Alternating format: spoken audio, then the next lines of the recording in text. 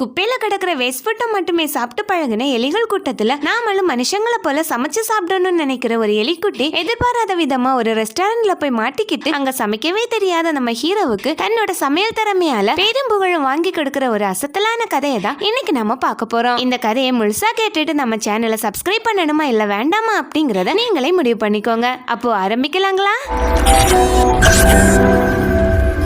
இந்த ஜன்னல உடைச்சிட்டு தலையில ஒரு புக்க சுமந்துட்டு வர இந்த குட்டி எலி தான் சொல்ல போன இந்த கதையோட ஒரிஜினல் ஹீரோ. இந்த கேக்க பிச்சுட்டு வர்றதுதான் இந்த குட்டி எலியோட அண்ணன். சரியான தீனி பண்டாரம். இதுதான் நம்ம ஹீரோவோட அப்பா. இவர் தான் இந்த மொத்த எலி கூட்டத்துக்கே தலைவர். நம்ம குட்டி எலிய பத்தி சொல்ல போனா மத்த எலிங்களை விடவும் மோப்பம் பிடிக்கிற சக்தி ரொம்பவும் அதிகமாவே இருக்குன்னு சொல்லலாம். அதாவது ஒரு உணவை ஸ்மெல் பண்ணி அந்த உணவை சமைச்சு எத்தனை நாள் ஆச்சு, அதுல விஷயம் ஏதாவது கலந்துருக்காங்களா, அதோட டேஸ்ட் எப்படி இருக்கும் அப்படின்னு ஈஸியா கண்டுபிடிச்சு சொல்லிடும். அதனாலேயே நம்ம குட்டி எலியோட அப்பா மகனே ஒன்னு நினைச்சா எனக்கு ரொம்பவும் பெருமையா இருக்குன்னு சொல்லிட்டு அவனுக்கு ஒரு வேலையும் கொடுக்கறாரு. அது என்னன்னா, மனுஷங்க யாராவது நம்மள கொல்றதுக்காக ஃபுட்ல விஷத்தை கலந்திருக்காங்களா அப்படிங்கறத ஸ்மெல் பண்ணி கண்டுபிடிச்சு சொல்லணும். வேற வழி இல்லாம நம்ம குட்டியிலையும் அத ஒரு வேலையாவே செஞ்சுட்டு இருக்கு. ஆனா அதோட மனசுல ஒரு எண்ணம் ஓடிக்கிட்டே இருக்கு. அதாவது நாம ஏன் குப்பையில கிடக்கிற உணவை சாப்பிடணும், மனுஷங்க அவங்களுக்கு தேவையான உணவை சமைச்சுதானே சாப்பிடுறாங்க, நாமளும் அது போல ட்ரை பண்ணலாமே, எப்படியாவது நாம அந்த ரகசியத்தை தெரிஞ்சுக்கணும் அப்படின்னு யாருக்கும் தெரியாம அவங்க தங்கி இருக்கிற வீட்டோட கிச்சனுக்கு வருது. அப்போ அங்க டிவில பாரிஸ்லயே ரொம்ப ஃபேமஸான குஸ்டோ அப்படிங்கிற செஃப் சமையலை பத்தி சொல்லி கொடுத்துட்டு இருக்கிறத நம்ம குட்டி எலி கவனிக்குது. ஒரு உணவோட டேஸ்ட் அப்படிங்கறது அதை ரசிச்சு ருசிச்சு சாப்பிட்டாதான் நமக்கு தெரியும். அப்படிங்கறத கேட்ட நம்ம குட்டி எலி பக்கத்துல இருந்த உணவை எடுத்து குஸ்டோ சொன்னதை போலவே சாப்பிட ஆரம்பிக்குது. அப்படி சாப்பிடும் போது மனிதர்களோட சமையல் ஃபார்முலாவையும் கண்டுபிடிக்குது. அதாவது மனுஷங்க ஒரு உணவை இன்னொரு உணவோட சேர்த்து சாப்பிடுறாங்க. நாமளே இனிமே அப்படிதான் சாப்பிடணும் அப்படின்னு நினைச்சிட்டு இருக்கிற டைம்ல அந்த வீட்டுல இருந்த கிழவி கிச்சன்ல வந்து லைட் ஆன் பண்றாங்க. உடனே நம்ம குட்டி எலியும் கிழவி கிட்ட மாட்டாம அங்கிருந்து எஸ்கேப் ஆகிடுறான். அதுக்கப்புறம் தன்னோட அண்ணன் கிட்ட வந்து நானும் மனுஷங்களை போல சமைக்க போறேன்னு சொல்லிட்டு கையில கிடைச்ச உணவை எல்லாம் கொண்டு வந்து அத அந்த கிழவியோட வீட்டு புகைக்குழல் மேல வச்சு சமைக்க ஆரம்பிக்கிறாங்க. அந்த நேரம் பார்த்து ஒரு மின்னல் வந்து அவங்க ரெண்டு பேர் மேலேயும் விழவே அவங்களும் மேல இருந்து கீழே வந்து விழுந்துடுறாங்க.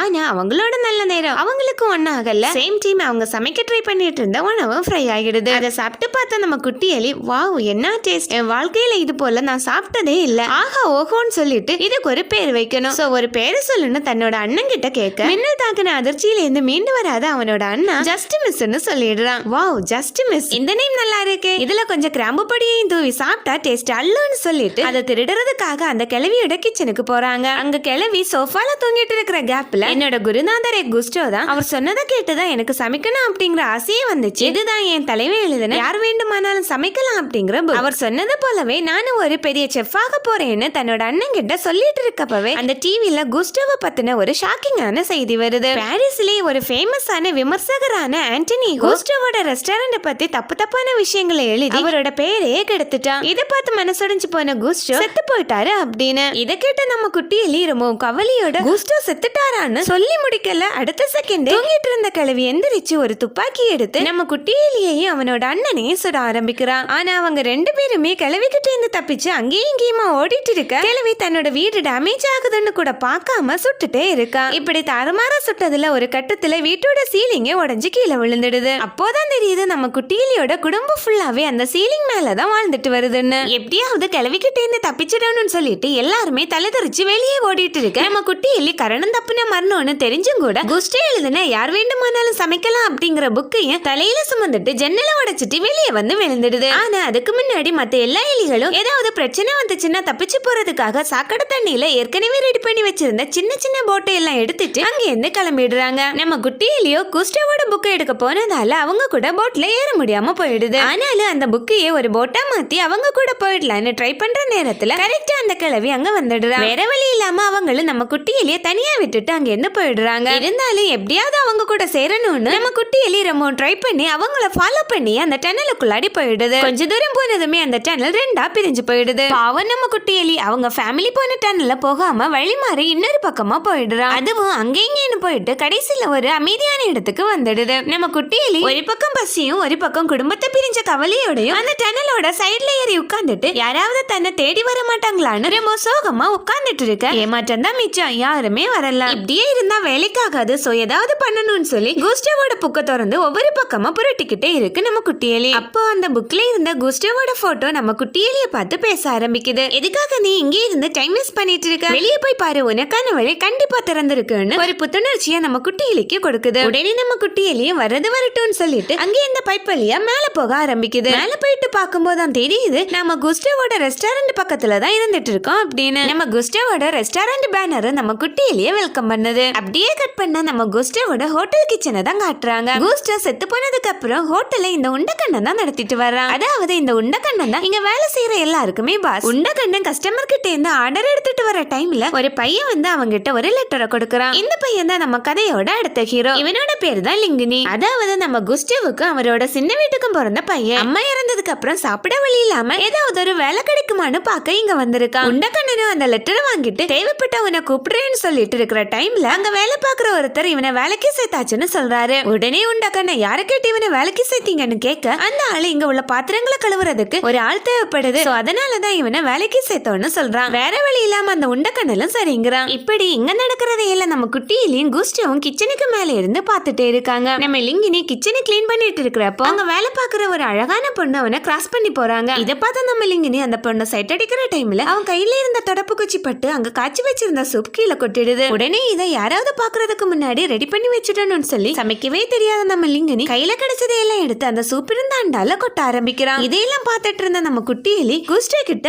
ஐயோ இவன் என்ன பண்ணிட்டு இருக்கான், இதையெல்லாம் போட்டா சூப் நல்லா வராதே, ஏதாவது பண்ணி இவனை தடுக்கணும்னு சொல்லிட்டு இருக்கிற டைம்ல தட்டுத்தட மாதிரி கீழே விழுந்துடுது. விழுந்த அடுத்த செகண்ட் யார் கண்ணிலையும் மாட்டிடக்கூடாதுன்னு அங்கேயும் ஓட ஆரம்பிக்குது. சரி எப்படியாவது வெளியே போகணும்னு ட்ரை பண்ணிட்டு இருக்கிற டைம்ல நம்ம லிங்கினி யாருக்கும் தெரியாம சூப் நல்லா இருக்கான்னு பாக்க ஒரு கரண்டில கொஞ்சம் சூப் எடுத்து குடிச்சு பாக்குறான். சீ என்ன கர்மண்டான்னு சொல்லிட்டு அதை அப்படியே ஜன்னல திறந்து வாமிட் பண்ணிடுறான். இதை பார்த்து நம்ம குட்டியில தப்பிக்க நமக்கு ஒரு வழி கிடைச்சிருக்குன்னு சொல்லி அந்த ஜன்னல் பக்கமா வேகமா ஓட ஆரம்பிக்குது. ஆனா அது போற வழியில சூப் கொதிக்க வச்சிட்டு இருந்த அண்டாவில இருந்து என்னடா இப்படி ஒரு ஸ்மெல் வருதுன்னு அந்த அண்டாவே பாத்துட்டு இருக்கு. உடனே நம்ம குஸ்டோ இன்னும் யோசனை உன்னோட சமையல் திறமைய காட்ட வேண்டிய நேரம் வந்துருச்சுன்னு உசுப்பேத்தி விட ஜன்னல் வழியா தப்பிச்சு போக இருந்த நம்ம குட்டியிலையும் குஸ்டோவோட புத்தகத்தை பார்த்து படிச்ச சமையல் வித்தைகளை எல்லாம் காட்ட ஆரம்பிக்குது. சூப்புக்கு தேவையான எண்ணெய், முந்திரி பருப்பு, சீஸ் அப்படி எல்லாத்தையும் அண்டால போட்டுட்டு அந்த சூப்பை ஒரு கிண்டிட்டு ஃபைனலா மல்லி இலைய கசக்கிட்டு இருக்கிற டைம்ல நம்ம லிங்கினி என்னடா இந்த எலி இப்படி சமையல் பண்றதுன்னு வச்சுக்கிண்டு வாங்காம நம்ம குட்டி எலியே பாத்துட்டு இருக்கா. அந்த நேரம் பார்த்து உண்டக்கண்ணம்பா சூப் ரெடி ஆயிடுச்சான்னு கேட்டுட்டு உள்ள வர அங்க நம்ம லிங்கினி நிக்கிறத பார்த்தது உப்பாளுறவனுக்கு கிச்சன்ல என்ன வேலைன்னு கேட்டுட்டு அவனோட கழுத்தை பிடிக்கிறான். இனிமே நாம இங்க இருந்தா மாட்டிக்குவோம்னு சொல்லி நம்ம குட்டி எலி தப்பிச்சு ஓட ட்ரை பண்ணுது. ஆனா லிங்கினி ஒரு பாத்திரத்தை வச்சு நம்ம குட்டி எலி தப்பிச்சு போகாம இருக்க லபக்குன்னு பிடிக்கிறான். இதெல்லாம் நடந்துட்டு இருக்கிற டைம்ல அங்க வந்த ஒரு சர்வர் இங்க நடக்கிறது எதுவுமே கவனிக்காம அந்த சூப்பை எடுத்து கஸ்டமருக்கு சர்வ் பண்ண எடுத்துட்டு போயிடுறாரு. இதை பார்த்தது நம்ம லிங்கினி அந்த சூப்பை கொண்டு போகாதீங்கன்னு சொல்லவே உண்டக்கண்ணனு ஓடி போயிட்டு அவனை தடுக்க பாக்குறான். ஆனா அதுக்குள்ளாடியே அவர் அந்த சூப்பை கஸ்டமருக்கு கொடுத்துடுறாரு. உடனே உண்டக்கண்ணன் பாஸ் டேய் உன்ன நான் என்ன பண்ண போறேன்னு பாருன்னு சொல்லிட்டு இருக்கிற டைம்ல அந்த வெயிட்டர் வந்து அவங்க செஃப்ப கூப்பிடுறாங்கன்னு சொல்றான். உண்டக்கண்ணன் பாஸும் ரொம்ப பதட்டத்தோட அந்த கஸ்டமரை பார்க்க போறான். இனிமே இங்க இருந்தா நமக்கு சங்குதான்னு பயந்து போன லிங்கினி மெது வாங்கி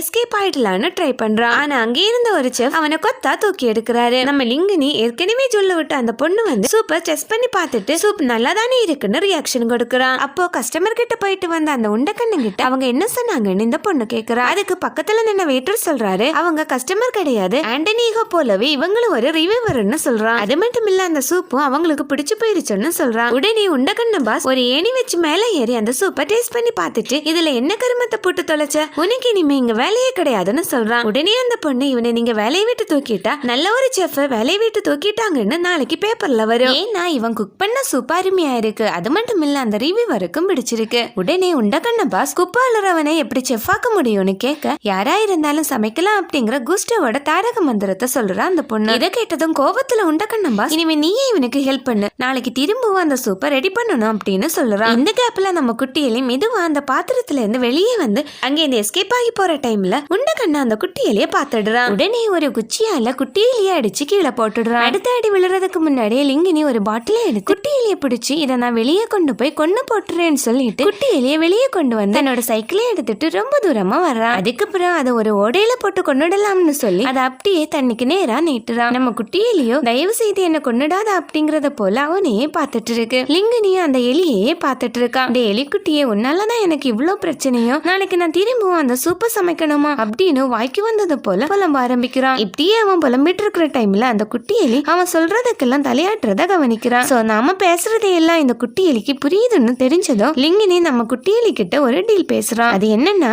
நான் உன்னை கொல்லாம இந்த பாட்டில இருந்து ரிலீஸ் பண்ணலாம். ஆனா அதுக்கு பதிலா நான் சூப் ரெடி பண்ண நீ தான் ஹெல்ப் பண்ணணும் அப்படின்னு இப்படி லிங்கினி சொன்னதுக்கெல்லாம் தலையாட்டிட்டு இருந்த நம்ம குட்டியிலே அவ அந்த பாட்டில் மூடிய திறந்ததுமே வட்டா மாமேன்னு சொல்லிட்டு எஸ்கேப் ஆயிடுது. ஆனா இத கொஞ்சமே எதிர்பார்க்காத நம்ம லிங்கினி அந்த குட்டியிலேயே சோகமா பாத்துட்டு இருக்கான். கொஞ்ச நேரம் ஓடி போனது நம்ம குட்டியிலே லிங்கினி என்ன பண்றான்னு திரும்பி பாக்குற டைம்ல அவ ரொம்பவும் சோகமா நின்னுட்டு இருக்கிறத பார்த்து மனசை மாத்திக்கிட்டு திரும்பவும் அவங்கிட்டே வந்துடுது. லிங்கினியும் சந்தோஷத்துல குட்டியிலேயே வீட்டுக்கு கூட்டிட்டு வந்து அவனோட வீடை இன்ட்ரோடியூஸ் பண்ணி வைக்கிறான். அதுக்கப்புறம் அவங்க 2 பேருமே தூங்கிடுறாங்க. மறுநாள் காலையில லிங்கினி தூங்கி எந்திரிச்சு பார்த்தா நம்ம குட்டிகளையே காணல. அடக்கடவுளே இப்படி நமக்கு ஆப்பு வச்சிடுச்சேன்னு புலம்பிட்டு கிச்சனுக்கு வந்து பார்த்தா அங்க அவனுக்கும் சேர்த்து நம்ம குட்டியிலே சமைச்சிட்டு இருக்கு.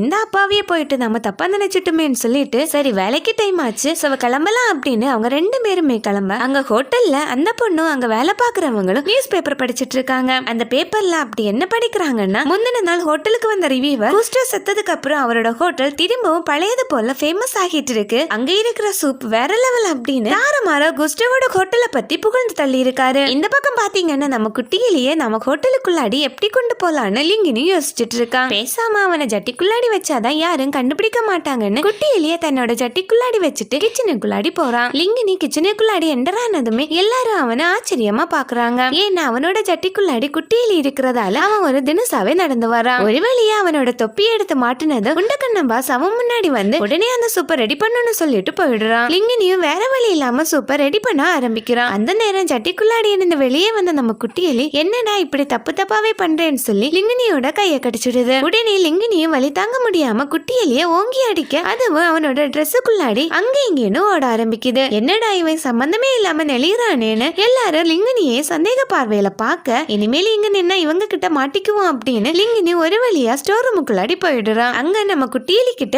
இப்படியே நாம பண்ணிட்டு இருந்தா கண்டிப்பா நாம எல்லார்கிட்டே மாட்டுவோம். சோ நீ சொல்றத நான் புரிஞ்சுக்கிறது மாதிரி ஏதாவது ஒரு டெக்னிக்கை நாம ஃபாலோ பண்ணணும் அப்படின்னு சொல்லிட்டு இருக்கிற நேரம் பார்த்து உண்டக்கண்ணம்பாஸ் உள்ளாடி என்டர் ஆகுறான். அவன் உள்ளாடி வந்ததுமே நம்ம குட்டியிலிய பாக்குறான். ஆனா அதுக்குள்ளாடி நம்ம லிங்கினி லைட்டா ஆஃப் பண்ணிடுறான். திரும்பவும் லைட்டா ஆன் பண்ற டைம்ல குட்டியிலி அங்க இருந்து எஸ்கேப் ஆகி லிங்கினியோட தொப்பிக்குள்ளாடி வந்து உட்கார்ந்துடுது. லிங்கினியும் அங்க இந்த மெதுவா எஸ்கேப் ஆகி டாய்லெட்ல வந்து நீ தலைமையில இருக்கிறது நல்லாதான் இருக்குதுன்னு சொல்லிட்டு இருக்கவே நம்ம குட்டியிலே லிங்கினியோட தலைமுடிய தன்னோட 2 கையிலையும் பிடிச்சு தூக்குது. அப்போ நம்ம லிங்கினியும் தன்னோட 2 கையையும் மேல தூக்குறான். இப்படி குட்டியிலே தலைமுடிய பிடிச்சு அங்கேயும் இங்கே அசைக்க லிங்கினியும் அது போலவே செய்ய ஆரம்பிக்கிறான். இதுதான் நம்ம 2 பேரும் கம்யூனிகேட் பண்ண சரியான வழின்னு சொல்லி இதையே பிராக்டிஸ் பண்ண ஆரம்பிக்கிறாங்க. லிங்கினியோட கண்ணை கட்டிட்டு குட்டியிலே அவனை கண்ட்ரோல் பண்ண ஆரம்பிக்குது. ஸ்டார்டிங்ல 2 பேரும் சொதப்பினாலும் போக போக குட்டியிலியோட கண்ட்ரோல்ல நம்ம லிங்கினி வந்துடுறான். அதையே அவங்க ஹோட்டல்ல போயிட்டு ட்ரை பண்றாங்க. அதோட ரிசல்ட் நல்லாவே வந்துடுது. உண்டக்கண்ணம்பாஸ் அவனோட சூப் நல்லா இருக்குதுன்னு சொல்லிட்டு ஒரு சூப் வச்சதால நீ என் தலைமையில ஏறலான்னு மட்டும் நினைக்காத,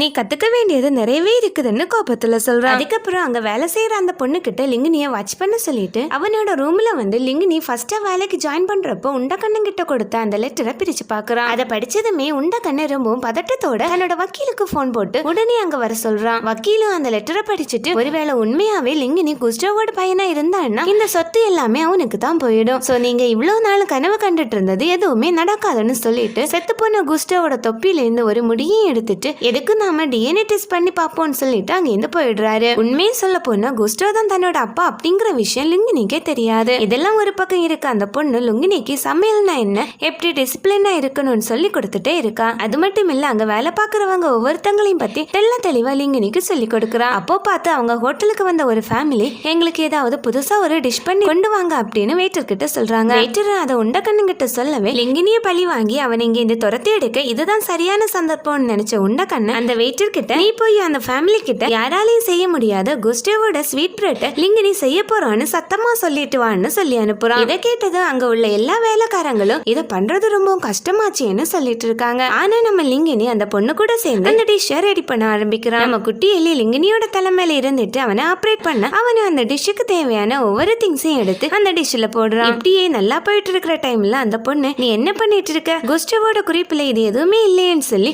லிங்கினிய தடுக்க நம்ம லிங்கினியும் அதை ஒண்ணு காதுல வாங்கிக்காம குட்டியலி சொல்றது போலவே டிஷ் ரெடி பண்ணி முடிக்கிறான். உடனே அந்த டிஷ்ஷை வெயிட்டர் அந்த ஃபேமிலிக்கு கொடுக்க எடுத்துட்டு போயிடுறாங்க. அதை சாப்பிட்டு பார்த்த அந்த ஃபேமிலி இது சூப்பரா இருக்குன்னு சொல்ல உண்டக்கண்ணனுக்கு தலைக்கால் புரியல. அந்த டிஷ் சூப்பரா இருந்ததால அவங்களுக்கு இன்னுமே ஆர்டர் வந்துட்டே இருக்குது. லிங்கினியோட இந்த டிஷ் மக்களுக்கு ரொம்பவும் பிடிச்சு போனதால அன்னைக்கு நைட்டு அங்க வேலை பாக்குற எல்லாரும் அதை கொண்டாடவும் ஆரம்பிக்கிறாங்க. நம்ம லிங்கினியும் யாருக்கும் தெரியாம குட்டி எலிய தனியா ஒரு இடத்துல கொண்டு வந்து விட்டுட்டு ஒன்னாலதான் எனக்கு இவ்வளவு பாராட்டும்னு சொல்லிட்டு குட்டி எலிக்கு பிடிச்ச உணவையும் அதுக்கு சாப்பிட்டு கொடுத்துட்டு உள்ள வர்றான். லிங்கினியோட நடவடிக்கையில சந்தேகப்பட்ட உண்டக்கண்ணு லிங்கினிய தன்னோட ரூம்ல கூட்டிட்டு போய் கொஞ்சம் காஸ்ட்லியான சரக்கு அவனுக்கு குடிக்க கொடுக்கறான். அதுக்கப்புறம் உன்னால எப்படி இவ்வளவு சூப்பரா சமைக்க முடியுது, இதோட ரகசியம் என்ன, உனக்கு யாரு இதெல்லாம் சொல்லி கொடுக்கறா அப்படின்னு லிங்கினி கிட்ட இருந்து ரகசியத்தை போட்டு வாங்க பாக்குறான். ஆனா சரக்கு தின்னதுதான் மிச்சம். லிங்கினி வாயில இருந்து எலிய பத்தி ஒரு வார்த்தை கூட வரல. இன்னொரு பக்கம் நம்ம குட்டி எலி ஹாயா படுத்துட்டு லிங்கினி கொடுத்த ஃபுட்டை சாப்பிட்டுட்டு இருக்கிற டைம்ல அங்க யாரோ ஒருத்தங்களோட நிழல் தெரியறத கவனிக்குது. சடனா ஒரு கத்தியை எடுத்துட்டு என்ன வந்தாலும் பாத்துக்கலாம் அப்படின்னு சொல்லிட்டு மெதுவா அந்த நிழல் கிட்ட போகுது. என்ன ஒரு ஆச்சரியம், அன்னைக்கு அந்த கிழவியால பிரிய வேண்டி வந்த நம்ம குட்டி எலியோட அண்ணன் தான் அது. ரொம்ப நாள் கழிச்சு ரெண்டு பேரும் பார்த்த சந்தோஷத்துல கட்டி பிடிச்சு உருள ஆரம்பிக்கிறாங்க. நீ உயிரோட இருக்கிற விஷயத்த கேட்டா நம்ம அப்பா ரொம்ப சந்தோஷப்படுவாருன்னு சொல்லி நம்ம குட்டி எலிய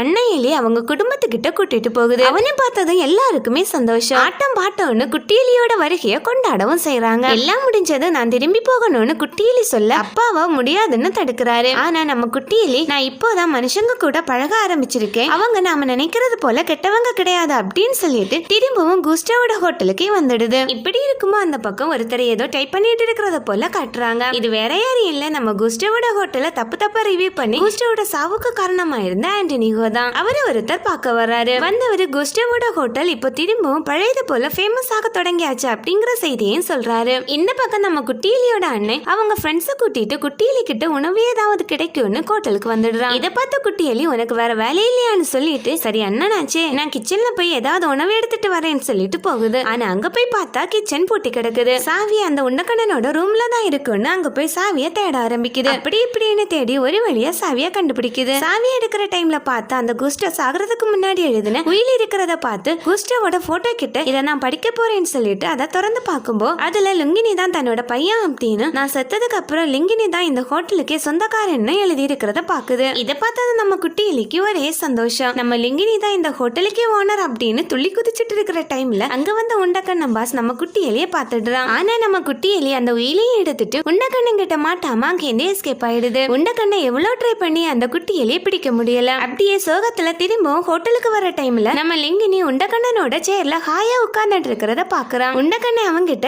இங்க என்ன பண்ற வெளியே போன்னு சொல்றான். உடனே அந்த பொண்ணு வந்து அந்த உயில உண்டக்கண்ணன் கிட்ட காட்டிட்டு இனிமே லிங்கினி தான் இந்த ஹோட்டலுக்கே ஓனர், நீ தான் வெளியே போகணும்னு சொல்றான். இதை பார்த்தது உண்டக்கண்ணனுக்கு என்ன பண்றதுன்னே புரியல. இன்னொரு பக்கம் லிங்கினி தான் குஸ்டாவோட வாரிசுன்னு நியூஸ்ல எல்லாம் வர தொடங்குது. இவங்க எல்லாரும் சந்தோஷமா இருக்கிற டைம்ல நம்ம குட்டி எலியோட அண்ணன் இன்னும் கொஞ்சம் ஃப்ரெண்ட்ஸை ஹோட்டலுக்கு கூட்டிட்டு வர்றான். இதை பார்த்து ஷாக்கான நம்ம குட்டி எலி அவங்களுக்கு ஹோட்டல்ல இருந்து யாருக்கும் தெரியாம உணவுகளை எடுத்து கொடுக்குது. இதையெல்லாம் உண்டக்கண்ண மறைஞ்சிருந்து பார்த்துட்டு அதை ஃபுட் சேஃப்டி இன்ஸ்பெக்டர் கிட்ட போட்டு கொடுக்குறான். லிங்கினியோட புகழ் பாரிஸ் ஃபுல்லாவும் பரவ தொடங்கினதுமே மீடியாக்காரங்க லிங்கினியை இன்டர்வியூ எடுக்க வர்றாங்க. மீடியாக்காரங்க லிங்கினி கிட்ட இந்த வெற்றிக்கு யார் காரணம்னு கேட்க புலிக்கு பிறந்தது பூனை ஆகுமா, நான் குஸ்டாவோட பையன், சோ அவரோட ஆசைதான் எல்லாமேன்னு சொல்றான். இதையெல்லாம் லிங்கினியோட தொப்பிக்குள்ளாடி இருந்த நம்ம குட்டி எலி கேட்டுட்டே இருக்கு. என்னடா இவன் அவனோட வெற்றிக்கு ஒரு குட்டி எலி தான் காரணம்னு சொல்லுவான்னு பார்த்தா வாய்க்கு வந்ததையெல்லாம் உளறிட்டு இருக்கானே சொல்லிட்டு அவனை டிஸ்டர்ப் பண்ண ஆரம்பிக்குது. இந்த நேரம் பார்த்து அந்த மோசமான ரிவ்யூவர் ஆண்டனிகோ லிங்கினிய பார்க்க வர்றாரு. நீ தான் லிங்கினியா, நீ ரொம்ப நல்லா சமைப்பியாமே, உன்னோட சமையல் எப்படி இருக்குதுன்னு செக் பண்ண நான் நாளைக்கு திரும்பவும் வருவேன், சோ என்னோட பேனாவுக்கு பலியாயிடாதேன்னு சொல்லி மிரட்டிட்டும் போயிடுறாரு. இதை கேட்டதுமே எல்லாருமே உறைஞ்சு போயிடுறாங்க. ஆல்ரெடி குட்டி எலி தன்னை ஒழுங்கா இன்டர்வியூ கொடுக்க விடாம டிஸ்டர்ப் பண்ணின கடுப்புல இருந்த லிங்கினி இப்போ ஆண்டனிகோ சொல்லிட்டு போனதை கேட்டது நம்ம குட்டி எலிய வாய்க்கு வந்தபடி திட்ட ஆரம்பிக்கிறான். என்னம்மா நீ தான் வேர்ல்டுலே பெரிய செஃப்னு நினைக்காத,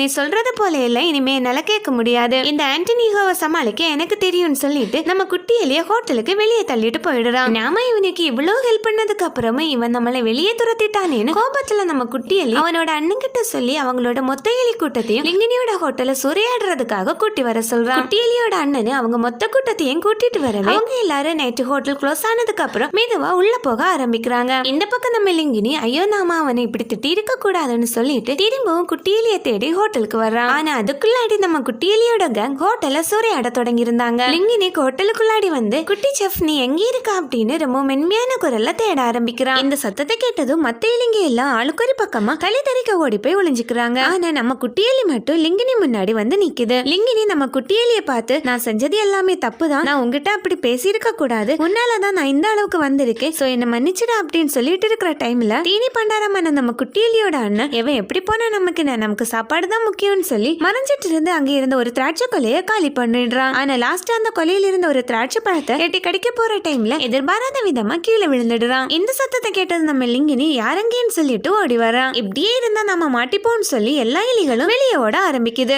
இத பார்த்த லிங்கினி நம்ம குட்டி எலி கிட்ட, நீ திருடவும் ஆரம்பிச்சிட்டியா? உன்ன போய் நம்பினேன் பாரு, உனக்கு இனிமே இங்க இடம் கிடையாது. இன்னொரு தடவை உங்களை இங்க பார்த்தேன் விஷம் வச்சு கொண்டுடுவேன்னு சொல்லி நம்ம குட்டி எலியையும் சேர்த்து துரத்திடுறான். இதனால மனசடைஞ்சு போன நம்ம குட்டி எலி அவனோட அப்பா கூப்பிட்ட பிறகு அவங்க கூட போகாம வாழ்க்கையை வெறுத்தது போல அவங்க கிட்ட இருந்து பிரிஞ்சு தனியா போயிடுது. அடுத்த நாள் அந்த ஆண்டனிகோவை எப்படி சமாளிக்க போறோம்னு கவலையில நம்ம லிங்கினி திங்க் பண்ணிட்டு இருக்கா. அப்போ அந்த பொண்ணு வந்து நம்ம லிங்கினி கிட்ட, ஆண்டனிகோவை சமாளிக்க நீங்க நம்ம ஒர்க்கர்ஸுக்கு ஏதாவது மோட்டிவேஷனா நாளை ஒருத்தர் சொல்லிட்டு போங்கன்னு சொன்னதும் நம்ம லிங்கினியும் மோட்டிவேஷன் அப்படிங்கிற பேர்ல ஏதோ வளரிட்டு இருக்கா. இதையெல்லாம் கிச்சன் வெண்டிலேஷன் வழியா நம்ம குட்டி எலி கவனிச்சுட்டே இருக்கு. அப்போ பார்த்து தீனி பண்டாரமான குட்டி எலியோட அண்ணன் ஏதாவது சாப்பிட்ட கிடைக்குமான்னு வர்றப்போ அவனை தடுத்து நிறுத்தின குட்டி எலி எதிர்பாராத விதமா உண்டக்கண்ண வச்சிருந்த எலி பொரியல மாட்டிடுது. உண்டக்கண்ணன்னு நம்ம குட்டி எலியை அவனோட கார் டிக்கில வச்சுட்டு ஹோட்டலுக்குள்ளாடி போயிடுறான். இதெல்லாம் நம்ம தீனி பண்டாரம் பார்த்துட்டே இருக்கா. இங்க ஹோட்டல்ல பாத்தீங்கன்னா நம்ம லிங்கினி இன்னும் மோட்டிவேஷன் ஸ்பீச்ச முடிக்கல. அந்த ஆண்டனிகா வந்தானா அவனை அப்படி சொல்லி முடிக்கல. அதுக்குள்ளாடி ஒரு வெயிட்டர் வந்து ஆண்டனிகோ வந்துட்டாருன்னு சொல்லிட்டு ஆண்டனிகோ கிட்ட வந்து என்ன சாப்பிட்றீங்கன்னு கேக்குறான். அதுக்கு ஆண்டனிகோ, உன்னோட லிங்கினி கிட்ட எந்த டிஷ் வேணும்னாலும் சமைக்க சொல்லு, ஆனா அது எனக்கு பிடிக்கலனா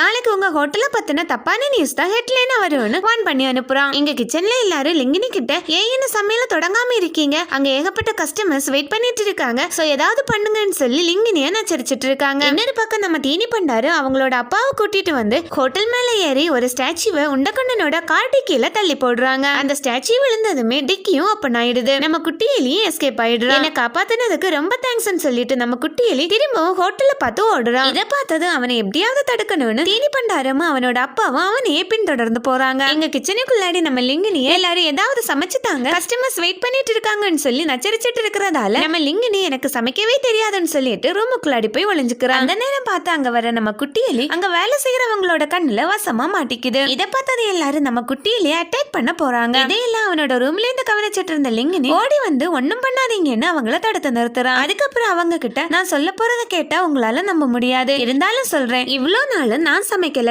இந்த குட்டியிலே தான் சமைச்சிட்டு இருந்து. இவன் என் தலைமையில உட்கார்ந்துட்டு என்னோட முடிய பிடிச்சு என்னோட முடிய கண்ட்ரோல் பண்ணுவான். இவன் தான் எனக்கு கிடைக்கிற பேருக்கும் புகழுக்கும் சொந்தக்காரன்னு சொல்றான். அது மட்டும் இல்ல, இனிமேல இவன் சொல்றத போல நாம செஞ்சா போதும், ஈஸியா அந்த ஆண்டனிகோவை சமாளிக்கலாம்னு சொல்றான். இதை கேட்டது, என்னது ஒரு எலி சொல்றத கேட்டு நாம சமைக்கணுமா, எங்களால முடியாதுன்னு சொல்லிட்டு ஒவ்வொருத்தங்களும் அந்த இடத்த காலி பண்றாங்க. கடைசி அந்த பொண்ணு மட்டும் பேசாம நின்னுட்டு இருக்க, ஒரு ஜீவனாவது நமக்காக இருக்கேன்னு லிங்கினி நினைச்சிட்டு இருக்கிற டைம்ல அந்த பொண்ணு அவங்கிட்ட வந்து அவனை அடிக்க கை வாங்கிட்டு, இவ்வளவு நாள் நான் உங்கூட இருந்து எங்கிட்ட எதுவும் சொல்லாம மறைச்சிட்டேன்னு சொல்றது போல ரியாக்ஷன் கொடுத்துட்டு அவளும் அங்க இருந்து போயிடுறான். அவ அழுதுட்டே பைக்கை ஓட்டிட்டு போற டைம்ல ஒரு சிக்னல்ல சடனா பைக்கை நிப்பாட்டிட்டு ஏதாச்சும் ஒரு கடையில இருந்த குஸ்டவோட புக்க பாக்குறா. அதுல எவராயினும் சமைக்கலாம் அப்படிங்கிற குஸ்டவோட தாரக மந்திரத்தை பார்த்ததும் கிரீன் சிக்னல் விழுந்ததுக்கு அப்புறம் போகாம எதையோ திங்க் பண்ணிட்டு நிக்கிறா. எங்க ஹோட்டல்ல நம்ம லிங்கினி எல்லாரும் தன்னை விட்டுட்டு போயிட்டாங்களேன்னு மனசுடைஞ்சு போயிட்டு எலிய கிச்சனுக்குள்ளாடிய விட்டுட்டு தன்னோட ரூமுக்குள்ளாடி போயிடுறான். அப்போ கிச்சனுக்குள்ளாடி என்டர் ஆகுற குட்டி எலியோட அப்பா, இவ்வளவு நாள் நான் மனுஷங்களை பத்தி தப்பா நினைச்சிட்டு இருந்தேன்ப்பா, நல்ல மனுஷங்களும் இந்த உலகத்துல இருக்காங்க, உனக்கு என்ன ஹெல்ப் வேணும்னாலும் கேளு, நாங்க உன் கூட இருக்கோம்னு சொல்லிட்டு ஒரு விசில் அடிச்சு அவங்களோட மொத்த கேங்கையும் அங்க வர வைக்குது. எல்லா எலிகளும் அங்க வந்த அடுத்த செகண்ட் ஃபுட் இன்ஸ்பெக்டரும் கிச்சனுக்குள்ளாடி என்டர் ஆகுறாரு. கிச்சனுக்குள்ளாடி இவ்வளவு எலிகளான அதிர்ந்து போன ஃபுட் இன்ஸ்பெக்டர் எடுத்து காலி பண்ணிடுறாரு. இவனை இப்படியே விட்டா ஹோட்டலுக்கே ஆபத்துன்னு குட்டி எலி சொல்ல அவனை பிடிக்கிறதுக்காக கொஞ்சம் பேர் அவன் பின்னாடியே போறாங்க. குட்டி எலி மீதி இருந்த எலிகளுக்கெல்லாம் ஆர்டர் போடவே குட்டி எலி சொல்றத போலவே மத்த எலிகளும் சமையல் வேலைகளை ஸ்டார்ட் பண்ணி செய்ய ஆரம்பிக்குது. இதெல்லாம் பார்த்த லிங்கினி, கடவுள் இருக்காண்டா குமாரன்னு சொல்லிட்டு கஸ்டமர்ஸ் கிட்ட ஆர்டர் எடுக்க கிளம்பிடுறான். நம்ம குட்டி எலி தப்பிச்சு போன விஷயம் தெரியாத உண்டக்கண்ணு குட்டி எலி இல்லாம இவன் எப்படி ஆண்டனிகோவுக்கு சமைச்சு கொடுக்கறான்னு பார்க்க அவனும் கஸ்டமர் போல வந்து உட்கார்ந்துட்டு இருக்கான். அது மட்டும் இல்ல, ஆண்டனிகோவை கை காட்டி அவர் ஆர்டர் பண்ணதே எனக்கும் கொடுங்கன்னு சொல்றான். இங்க கிச்சன்ல நம்ம குட்டி எலியோட மேற்பார்வையில சமையல் மும்முரமா நடந்துட்டு இருக்கு. அந்த நேரம் மனச மாத்திட்டு அங்க வர அந்த பொண்ணு எலிகளை பார்த்து பயந்து போய் அங்க இருந்து எஸ்கேப் ஆக பாக்குறான். ஆனா லிங்கினி அந்த பொண்ணை தடுத்துடுறான். பயப்படாம வா, இவங்க எல்லாம் நமக்கு ஹெல்ப் பண்ணிட்டு இருக்காங்கன்னு சொல்றான். அந்த பொண்ணும் சரி, நான் உனக்கு இப்ப என்ன ஹெல்ப் பண்ணணும்னு கேட்க அதுக்கு லிங்கினி ராட்டிடோலி அப்படிங்கிற இந்த ஃபுட்டை தான் ஈகோவுக்கு சமைச்சு கொடுக்க போறேன்னு சொல்றான். என்னது ராட்டிடோலியா, இதை சமைக்கிறது கஷ்டமாச்சின்னு சொல்லிட்டு சரி குட்டி செஃப் இருக்க நமக்கு என்ன கவலைன்னு சமைக்க ஆரம்பிக்கிறாங்க. அந்த நேரத்துல கொஞ்சம் எலிங்க ஏற்கனவே இங்க வந்து பாத்துட்டு போன ஃபுட் இன்ஸ்பெக்டரை துரத்தி பிடிச்சு சாக்கு மூட்டையை சுமந்துட்டு வரத போல அந்த ஃபுட் இன்ஸ்பெக்டரையும் கயிறு வச்சு கட்டி கொண்டு வந்து ஒரு ரூமுக்குள்ளாடி தள்ளுறாங்க. இங்கே இந்த பொண்ணு ராட்டிடோலியை ரெடி பண்றதுக்காக எதைய பிச்சு அண்டாக்குள்ளாடி போட போனது நம்ம குட்டி எலி ஒரு ஸ்பூனை குறுக்கே வச்சு அவளை தடுத்துட்டு அதுவே நேரடியா களத்துல இறங்கி ராட்டிடோலியை சமைக்க ஆரம்பிக்குது. ஃபைனலா நம்ம குட்டி எலி யாராலையும் சமைக்க முடியாதுன்னு நினைச்சிட்டு இருந்த ராட்டிடோலியை சூப்பரா சமைச்சு பிளேட்ல வைக்குது. இதை பார்த்து நம்ம லிங்கினியா அந்த பொண்ணு கண்ணு தள்ளி போறாங்க. லிங்கினியா அந்த ராட்டிடோலியை எடுத்துட்டு ஒரு பிளேட் ஆண்டனிகோவுக்கு ஈகோக்கும் இன்னொன்னு விஷமாரி வந்திருக்கிற உண்டக்கண்ணனுக்கும் கொடுக்கறான். இத பார்த்த உண்டக்கண்ணன் இந்த ராட்டட்டூலியை